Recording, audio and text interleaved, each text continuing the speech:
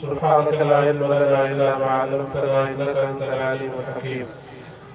Rabbi इश्रह ली सदरी व यस्सिर ली अमरी वहलुल उक़दतम मिन लिसानी यफ़क़हू क़ौली। अऊज़ु बिल्लाहि मिनश शैतानिर रजीम। बिस्मिल्लाहिर रहमानिर रहीम। इन्ना नहनु नज़्ज़लना ज़िक्र व इन्ना लहू लहाफ़िज़ून। फ़क़ाल नबी सल्लल्लाहु अलैहि वसल्लम बुइस्तु मुअल्लिमन। अल्लाहुम्मा सल्लि अला सय्यिदिना मुहम्मदिन नबिय्यिल उम्मी व अला आलिहि व अस्हाबिहि व बारिक व सल्लिम। बगैर के कमी दजे कुछ उलमा कराम जो जमे फ़क़ीर आहे नमाज़ जो वक़्फ़ो ताम जो वक़्फ़ो थींदो जेका सूरत हाल असां तव्हां खे हिन वक़्त में दस्तारबंदी जे सूरत हाल में नज़र आई वो अकेली इंतहाई पुरकशिश बाबरकत हुई। अल्लाह तबारक व तआला का दुआ है अल्लाह तबारक व तआला तव्हां सां समूरनि जे बचड़नि खे हिन अंदाज़ में दीन में क़बूल फरमाए। दुनिया जो सर्व कमल व एज़ाज़ आहे जेको हिन वक़्त में तव्हां सां पंहिंजे अखियुनि जे सूरत हाल सां ॾिठोसीं। इन खां वधीक दुनिया जे अंदरि बि का ख़ुशी कान्हे का। पैगंबर करीम सल्लल्लाहु अलैहि वसल्लम जिन जो ज़िंदा जावेद मौजूदो आहे जो नंढड़ा मासूम बचड़ा क़ारी साहिब जे बचड़ो जे वक़्त में आयो या उन खां बाद में जेको छोकिरो दस्तारबंदी जे लाइ उनजी उमिरि केतिरी ही 6-7 साल जेके अञा पंहिंजे रांदरूंद वारी ज़िंदगी में आहिनि। अल्लाह तबारक व तआला उनखे केॾो उन दुनिया जे अंदरि नवाज़ियो आहे क़बूल फरमायो आहे। उनजा वालिदैन अज़ीज़ व क़ारिब लाइ के सत हसीन आहिनि जिन पंहिंजे बचड़नि खे इन दीन जी ख़िदमत जे लाइ वक़ूफ़ कयो आहे। अल्लाह तबारक व तआला इन बचड़नि जे करे इन जे अबे अम्मा खे इन जे पूरे ख़ानदान खे हिफ़ाज़त में रखी छॾियो। इन्हनि हिकिड़ी अहिड़ी दौलत हासिल कई आहे जेका दौलत इन बच्चनि जी इन जे ख़ानदान जी हिफ़ाज़त कंदी। जेका दौलत दुनिया जे अंदरि कमाई वञे पई उन दौलत जी तव्हां सां हिफ़ाज़त कंदा बैंक में रखणी पवंदी आहे लाकरस जे अंदरि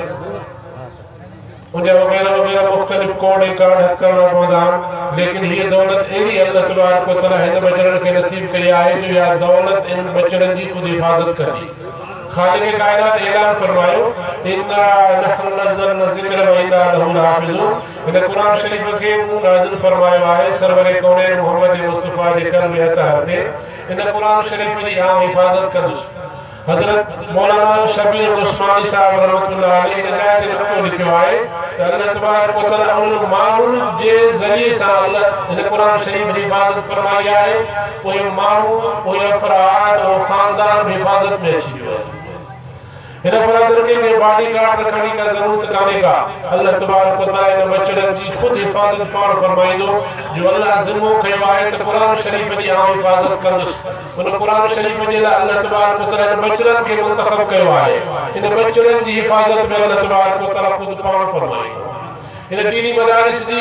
जिन दीनी मदारिस में बचड़ा तालीम हासिल कनि पिया इन मदारिस जी मसाजिद जी हिफ़ाज़त में अल्लाह तबारक व तआला जे ज़िम्मे आहे। तव्हां ॾिसंदा हूंदो त मदरसनि जा गेट बंदि कोन थींदा ख़ुसूसन असांजा बराड़ी वारा मदरसा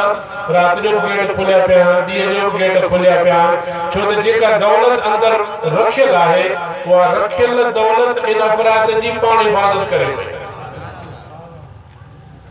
इन खां वधीक ॿियो सुकून कहिड़ो। अल्लाह तबारक व तआला तव्हां सां समूरनि जे लाइ ख़ैर आफ़ियत जा मामला फरमाए। तव्हांखे मालूमात हूंदी त 8-10 साल पहिरीं पंहिंजे मादर इल्मी शमसुल उलूम जे मथां फ़ौज जो अटैक थियो हुयो जंहिं वक़्त में उन फ़ौज खे जेको कमान करे पियो मरकज़ी गेट ते पहुतो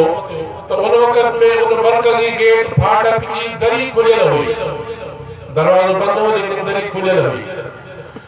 उन कमान करण वारनि पंहिंजनि खे चयो त तव्हां ग़लति जाइ ते आया हो हिते असांजी शइ मतलूब कान्हे का। हिन जाइ ते उसामे जा पुट हुजनि या दहशतगर्द हुजनि या हिते ट्रेनिंग ॾिनी वेंदी हुजे असले जी अगरि इहा सूरत हाल हुजे हा त हिन जाइ ते कई चौकीदार बीठल हुजनि हा दरवाज़ो बिल्कुलु मुकफ़ल हुजे हा। दरी खुली पई आहे दरवाज़ो खुलियो पियो आहे ॿुधाए थो पियो त असां ग़लति जॻह ते आया आहियूं। तव्हां असांखे ग़लति जॻह ते वठी करे सॼे मामले खे तव्हां डावाडोल कयो आहे ऐं सूरत हाल थी वञे अंदरां उनखे का बि अहिड़ी शइ मुयसर न थी जेका हुननि जे उन इरादे खे तकमील ते पहुचाए छो त अंदरि दौलत उहा हुई जेका उन सुम्हण वारनि जी ख़ुदि हिफ़ाज़त करे पई। अंदर काल अल्लाह काल रसूल की गूंज हुई पूरे कुतुब खाने के जब उनके शक हुए तो इनमें असर है अंबार पेला हालांकि उनमें तो कुरान शरीफ होया अहादीस तय्यबा जा कुतुब होया उनके अंदर फिक्र तफसीर जा किताब होया जिनके उन पूरो खंगालियो हिकड़ी कबड़ के हिकड़ी पेटी को खोले ॾिठो लेकिन का अहिड़ी शइ मुयसर न थी जेका उनजी मतलूब हुजे अल्लाह तबारक व तआला तव्हां सां सबर खे ख़ैर वाफ़िस रखे हे दीनी इदारा हम जेके तव्हां सां ईमान जी हिफ़ाज़त कर पिया जेकर दीनी इदारा मौजूद आहे अल्हम्दुलिल्लाह आज़ादी सां तव्हां सां पंहिंजे दीनी शाइर के दीनी अहकाम के कलमे के असां तव्हां आज़ादी सां पढ़ी सघूं पिया जेकर साईं तव्हां पंहिंजो लगाव दीनी इदारनि सां रखियो आहे असां दीनी इदारनि जे मथां को थोरो एहसान कोन कयो आहे इन दीनी इदारनि खे क़ाइम रखण वारनि फर्दनि जो तव्हां असांजे मथां थोरो एहसान आहे कारी साहब जब मैंने इदारे जो मोहतरमी बानी हिन मजलिस के कायम करण जे लाइ उन वीचारे केॾी महिनत कई हूंदी वो तव्हां सां सभु महसूस करे सघूं पिया हिन बचड़नि खे मंज़िल ते पहुचाइण जे लाइ हुन केॾी वॾी महिनत कई हूंदी अल्लाह तबारक व तआला तव्हां सां समरन खे इन ॻाल्हि सम्झण जी तौफ़ीक़ नसीब फरमाए दीन सां दीनी इदारनि सां मसाजिद मदारिस सां ताल्लुक़ रखण जी अल्लाह तबारक व तआला तौफ़ीक़ ख़ैर नसीब फरमाए इन सां असां पंहिंजी हिफ़ाज़त कईसीं पंहिंजी ईमान खे बचाईसीं अल्लाह तबारक व तआला दुनिया आख़िरत में बेहतरीन भलाई नसीब फरमाए वाखिर दावाना अल्हम्दुलिल्लाह रब्बिल आलमीन सुब्हानक ला इल्मा लना इल्ला मा अल्लमतना इन्नका अंतल अलीमुल हकीम रब इश्रह ली सदरी व यस्सिर ली अमरी वहलुल उक़दतम मिन लिसानी यफ़क़हू क़ौली अऊज़ु बिल्लाहि मिनश शैतानिर रजीम बिस्मिल्लाहिर रहमानिर रहीम इन्ना नहनु नज़्ज़लना ज़िक्र व इन्ना लहू लहाफ़िज़ून फ़क़ाल नबी सल्लल्लाहु अलैहि वसल्लम वअश्कुर मुअल्लिमन अल्लाहुम्मा सल्लि अला सय्यिदिना मुहम्मदिन नबिय्यिल उम्मी व अला आलिहि व अस्हाबिहि व बारिक वसल्लम बगैर के तमीज़ जे पुछा उलमा कराम जो जमे फ़क़ीर आहे नमाज़ जो वक़्फ़ो ताम जो वक़्फ़ो थींदो जेका सूरत हाल असां तव्हां खे हिन वक़्त में दस्तारबंदी जे सूरत हाल में नज़र आई वो केॾी इंतिहाई पुरकशिश ऐं बाबरकत हुई अल्लाह तबारक व तआला खां दुआ आहे त अल्लाह तबारक व तआला तव्हां सां समूरनि जे बचड़नि खे हिन अंदाज़ में दीन में क़बूल फरमाए दुनिया जो सर्व कमल व एज़ाज़ आहे जेको हिन वक़्त में तव्हां सां पंहिंजे अखियुनि जे सूरत हाल सां ॾिठोसीं इन खां वधीक दुनिया जे अंदरि बि का ख़ुशी कान्हे का पैगम्बर करीम सल्लल्लाहु अलैहि वसल्लम जिन जो ज़िंदा जावेद मौजूदो आहे जो नंढड़ा मासूम बचड़ा कारी साहब जे बचड़ो जे वक़्त में आयो या उन खां बाद में जेको छोकिरो दस्तारबंदी जे लाइ उनजी उमिरि केतिरी 6-7 साल जेके अञा पंहिंजे रांदरूंद वारी ज़िंदगी में आहिनि अल्लाह तबारक व तआला उनखे केॾो उन दुनिया जे अंदरि नवाज़ियो आहे क़बूल फरमायो आहे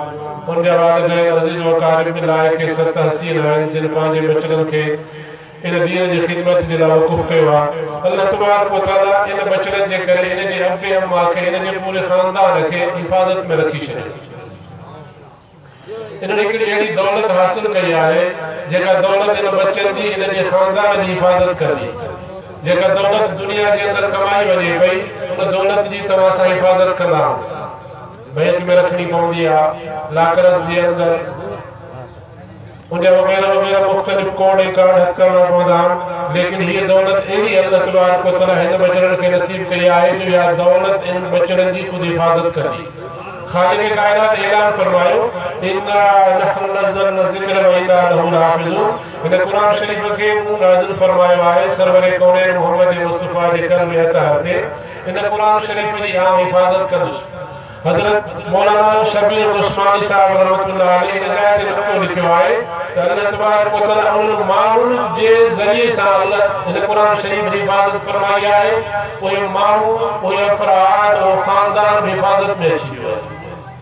हिन फरादर के बॉडी गार्ड रखने का जरूरत काने का अल्लाह तबारक व तआला इन बचड़नि जी खुद हिफ़ाज़त पाण फरमाईंदो जो अल्लाह ज़िम्मो कयो आहे त कुरान शरीफ़ जी आम हिफ़ाज़त कंदुसि उन कुरान शरीफ़ जे लाइ अल्लाह तबारक व तआला इन बचड़नि खे मुंतख़ब कयो आहे इन बचड़नि जी हिफ़ाज़त में अल्लाह तबारक व तआला खुद पाण फरमाईंदो इन दीनी मदारिस जी जिन दीनी मदारिस में बचड़ा तालीम हासिल कर पिया इन मदारिस जी मसाजिद जी हिफ़ाज़त में अल्लाह तबारक व तआला जे ज़िम्मे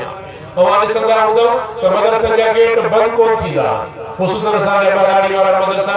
राति जो गेट खुलिया पिया ॾींहं जो गेट खुलिया पिया छो त जेका दौलत अंदरि रखियल आहे उहा रखियल दौलत इन अफ़राद जी पाण हिफ़ाज़त करे पई इन खां वधीक ॿियो सुकून कहिड़ो अल्लाह तबारक व तआला तव्हां सां समरनि जे लाइ ख़ैर आफ़ियत जा मामला फरमाए तव्हांखे मालूमात हूंदी त 8-10 साल पहिरीं पंहिंजे मादर इल्मी शमसुल जे मथां फ़ौज जो अटैक थियो हुयो जंहिं वक़्त में उन फ़ौज खे जेको कमान करे पियो मरकज़ी गेट ते पहुतो त उन वक़्त में उन मरकज़ी गेट फाटक जी दरी खुलियल हुई दरवाज़ो बंदि हो लेकिन दरी खुलियल हुई उन कमान करण वारनि पंहिंजनि खे चयो त तव्हां ग़लति जाइ ते आया हो हिते असांजी शइ मतलूब कान्हे का हिन जाइ ते उसामे जा पुट हुजनि या दहशतगर्द हुजनि या हिते ट्रेनिंग ॾिनी वेंदी हुजे असले जी अगरि इहा सूरत हाल हुजे हा त हिन जाइ ते कई चौकीदार बीठल हुजनि हा दरवाज़ो बिल्कुलु मुकफ़ल हुजे हा दरी खुली पई आहे दरवाज़ो खुलियो पियो आहे ॿुधाए थो पियो त असां ग़लति जॻह ते आया तव्हां असांखे